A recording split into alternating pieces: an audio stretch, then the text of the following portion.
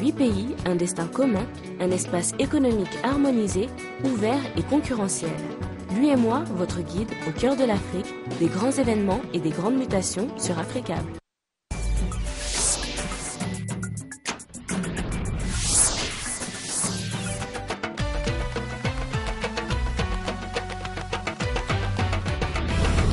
Ravi de vous retrouver pour cette nouvelle édition. Bienvenue, bonsoir à tous. Voici les titres de ce journal. Indignation au Mali après la libération de Serge Lazarevic au cœur du mécontentement. La libération des djihadistes comme monnaie d'échange. Ouverture ce mercredi au Gabon des États généraux de la communication. Pendant 2 jours, les débats porteront entre autres sur la réforme de l'audiovisuel et la validation du nouveau code de la communication. La cérémonie était présidée par le chef de l'État gabonais Ali Bongo Ondimba. La crise politique en Haïti se poursuit face à la récurrence des manifestations contre le gouvernement. La commission de consultation donne 8 jours au Premier ministre Laurent Lamotte pour démissionner. Voilà pour le sommaire. C'est donc sur le Gabon que nous ouvrons ce journal avec l'ouverture ce mercredi à Libreville des États généraux de la communication présidée par le chef de l'État gabonais Ali Bongo Ondimba. Ce rendez-vous doit dessiner un nouvel avenir pour la corporation au Gabon. Pendant 2 jours, les communicateurs gabonais vont discuter des enjeux et perspectives de leur métier à la veille de la migration vers le numérique. Ismaël Obianze et Thierry Mensa avec notre bureau à Libreville. Les présents états généraux de la communication du Gabon sont passés par des travaux en commission. Après plusieurs jours de débats, il ressort des échanges entre professionnels du métier un questionnement. Pourquoi tant de considérations sur les journalistes, les techniciens, les producteurs avions-nous entendu autour de certaines tables? Pourquoi autant d'inadaptation des textes régissant ce secteur d'avenir, contrairement, semble-t-il, aux autres ont constaté de nombreux experts? Pourquoi? Monsieur le Président, les questions sont nombreuses, mais l'heure n'est plus au questionnement. Le rendez-vous du Stade Ngondje se propose donc d'apporter des réponses aux récurrentes questions des hommes et femmes des médias ici réunis pour repenser tout un secteur d'activité qui a mal à son fonctionnement. Face aux défis à venir, il y a nécessairement la question des réformes qui s'imposent. Ces réformes, que nous appelons de tout nouveau, susciteront inéluctablement une remise en question de nos convictions, un changement de nos habitudes, afin de nous adapter aux nouvelles technologies qui bouleversent notre quotidien et notre environnement, par une migration irréversible au tout numérique, conformément à l'accord de Genève 2006 que le Gabon a ratifié. La migration vers le tout numérique impose à la corporation une remise à niveau.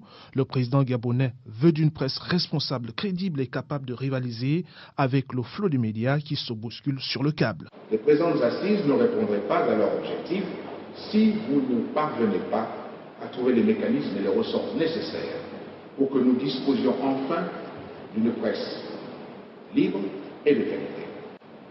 Le manque d'attrait de nos programmes de télévision et de radio, le manque de professionnalisme des éditions d'information ont pour conséquence immédiate la désaffection des lecteurs, auditeurs et téléspectateurs.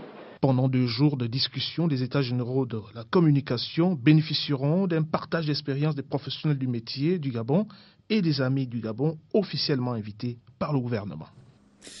S'agissant de la migration vers le numérique au Mali, les choses bougent plutôt bien. L'équipe de TNT South Africa est depuis ce mercredi à Kati, dans la région de Koulikoro, où 54 jeunes sont en formation au métier d'installation de la télévision numérique terrestre. Il s'agit à 6 mois de la date butoir de mieux les outiller afin de les rendre directement opérationnels sur le terrain. Reportage Abdoulaye Maïga, Malik Mbaye, commentaire Aminata Mariko.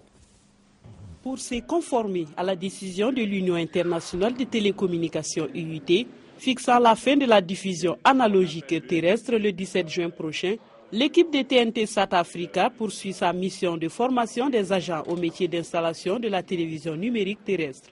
D'où leur présence ce matin à Kati, où 54 jeunes sont en liste.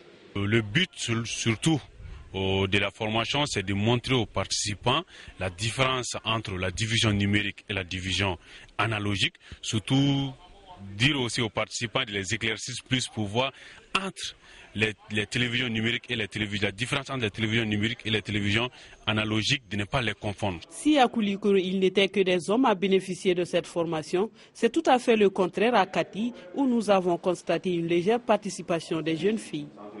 Pour ces grands rendez-vous du numérique, les participants de cette localité sont déterminés à relever les défis auxquels ils feront face à la fin de leur formation. Je suis vraiment contente. Après la formation, je pourrais monter une antenne parabolique. Je suis vraiment heureux d'avoir participé à une formation comme cela. Je suis très contente d'avoir bénéficié de cette formation.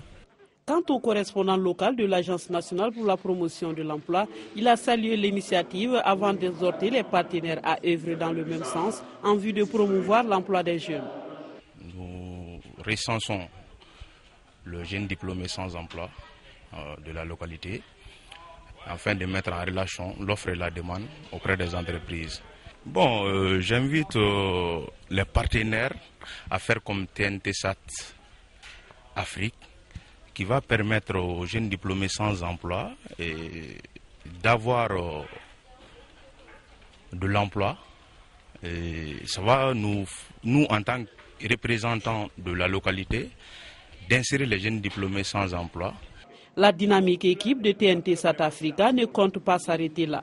Après les cercles de Kati, les prochains rendez-vous sont prévus pour les régions de Ségou et Kaï.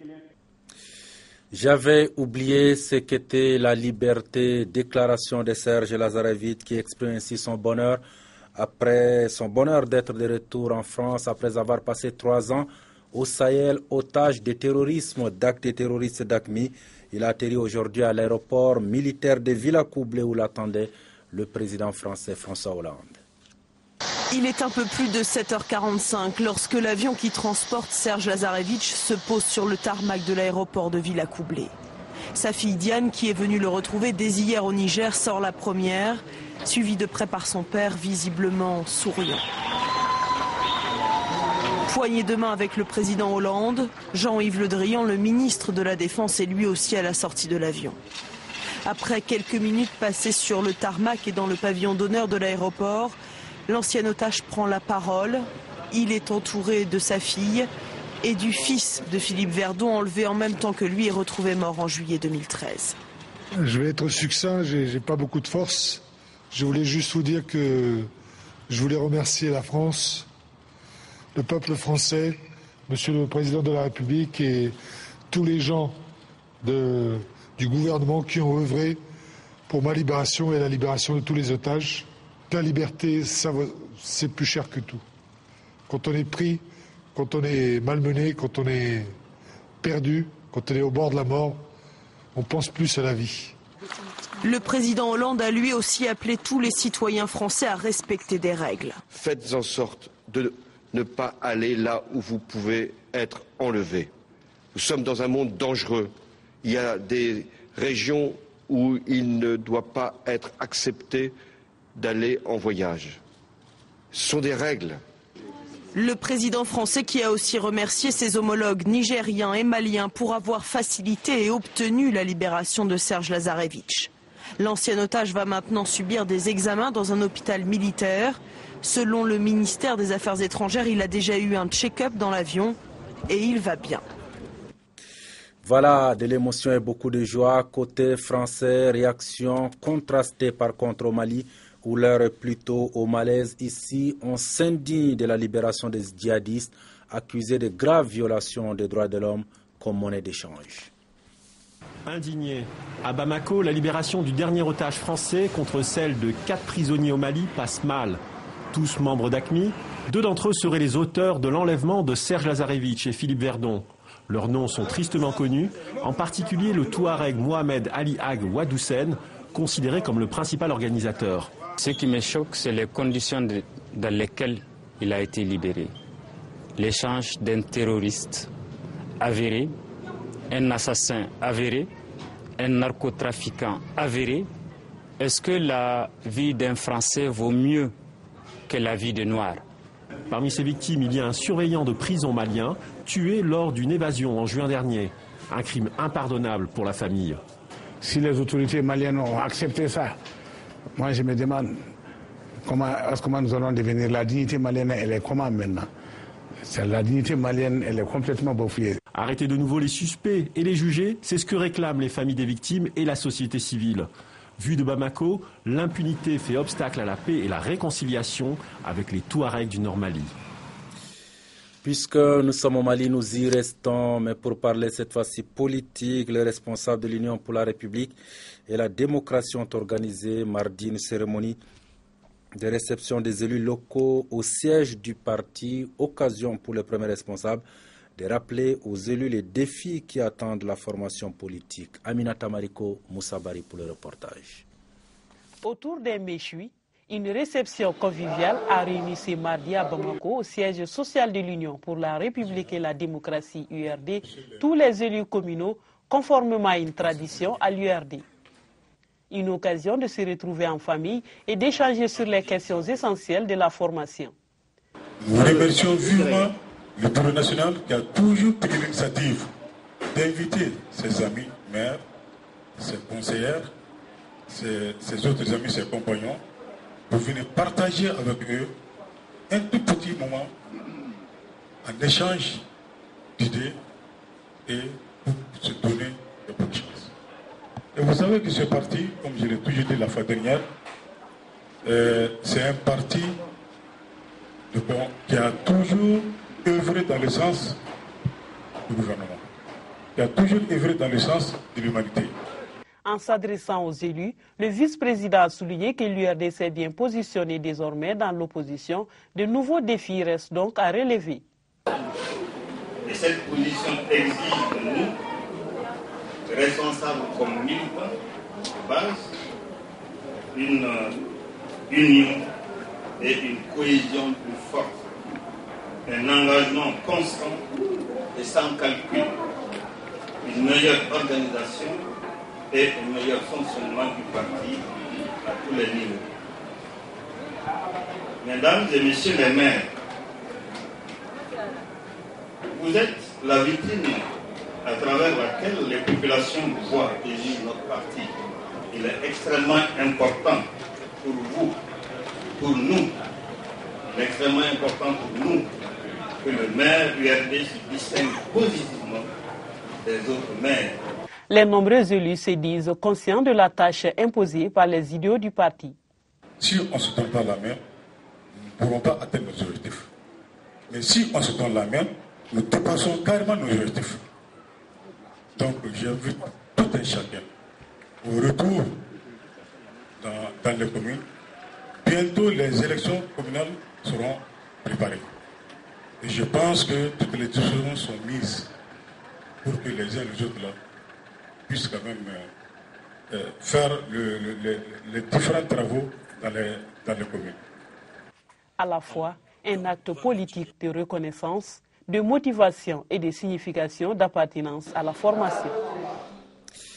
Encore un mot sur le Mali avant de poursuivre ce journal. Les acteurs de la filière avicole étaient face à la presse ce mercredi compte tenu des problèmes sanitaires actuels. Ils optent pour une journée d'information et de sensibilisation et comptent organiser à cet effet des journées portes ouvertes pour la promotion de l'agriculture et de l'élevage. Albertine Dotse, Cheikh Tidiane Koulibaly. La filière avicole occupe une place de choix dans l'économie du Mali, mais les bénéfices de ce secteur restent pour la plupart méconnus. C'est pourquoi la Fédération des intervenants du secteur au Mali, FIFAM, a décidé ce 10 décembre de la mettre en valeur. Nous sommes autosuffisants par les investissements privés que les privés ont voulu faire. Ils ont investi des milliards, non seulement dans tous les secteurs du domaine avicole, que ce soit la production de chair, la production d'œufs, la production d'aliments, même la production de poussins, que nous sommes un peu en retard. Nous avons beaucoup fait et on peut dire qu'aujourd'hui nous sommes autosuffisants en matière de produits avicoles.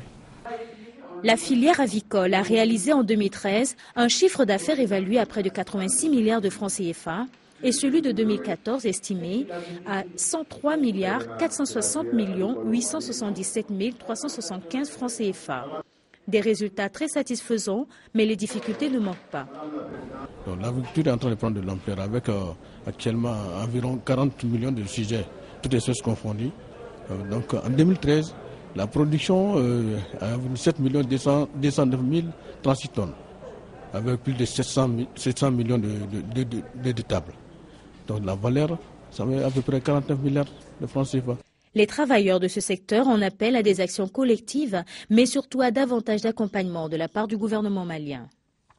Nous avons beaucoup de difficultés. Ce que nous attendons de l'État, c'est vraiment de créer l'atmosphère des affaires, pour que l'atmosphère soit très claire au niveau du Mali et qu'il nous aide, par exemple, par l'instauration de fonds de garantie. Rappelons que la filière moderne avicole du Mali compte parmi les meilleurs pourvoyeurs d'emplois. Elle a été créée en 2005 avec pour mission d'organiser ce secteur. À l'international, la crise politique en Haïti se poursuit. Une commission de consultation mise sur pied la semaine dernière par le président Michel Martelly recommande la démission du Premier ministre Laurent Lamotte et lui donne 8 jours pour le s'exécuter. C'est là alors que les manifestations contre le gouvernement se multiplient à Port-au-Prince, la capitale.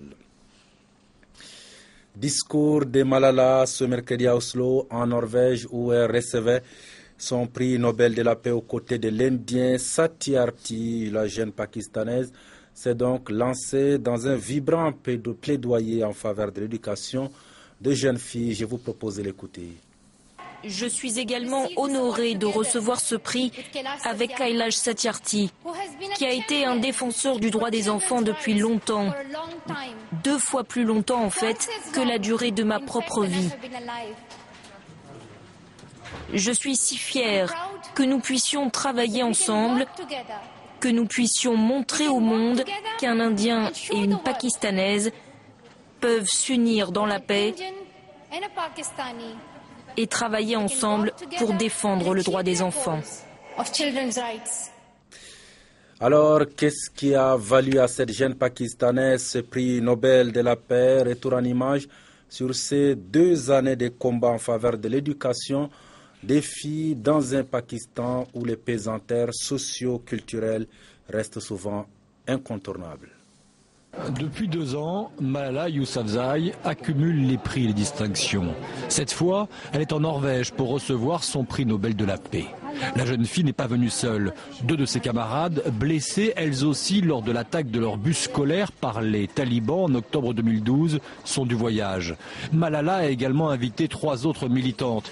Une Pakistanaise qui se bat depuis 8 ans pour obtenir justice après avoir été agressée sexuellement, une jeune réfugiée syrienne et une Nigériane de 17 ans venue d'une région où sévit la secte Boko Haram. Nous sommes 6 réunis ici pour les droits des filles. On veut que les filles sortent et qu'elles prennent la parole pour défendre leurs droits. Ce prix Nobel de la paix obtenu pour avoir osé défier les talibans, la jeune Pakistanaise le partage avec l'Indien Kailash Satyarthi. J'espère que nous pourrons rendre ce monde plus paisible. Même si un seul enfant est en danger, alors le monde entier est en danger. Moins connu du grand public, Satyarthi œuvre depuis plus de 30 ans pour arracher les enfants des usines indiennes où ils sont réduits à l'état d'esclaves. Clin d'œil de l'histoire, les 2 lauréats du Nobel de la paix sont issus de 2 pays, l'Inde et le Pakistan, qui se déchirent depuis des décennies sur la question du Cachemire. Malala et Satyarthi ont d'ailleurs appelé leurs dirigeants respectifs à assister à la remise du Nobel dans l'espoir de faire retomber les tensions. Mais leur invitation est restée lettre morte. Voilà, c'est la fin de ce journal. Merci à vous de l'avoir suivi. La suite des programmes tout à l'heure. Afro Basket avec Aminata Mariko à 21h. Votre série Abyss Modèle Patio. Et à 21h30, Afrique Info première partie. Passez d'excellents moments à notre compagnie. À demain.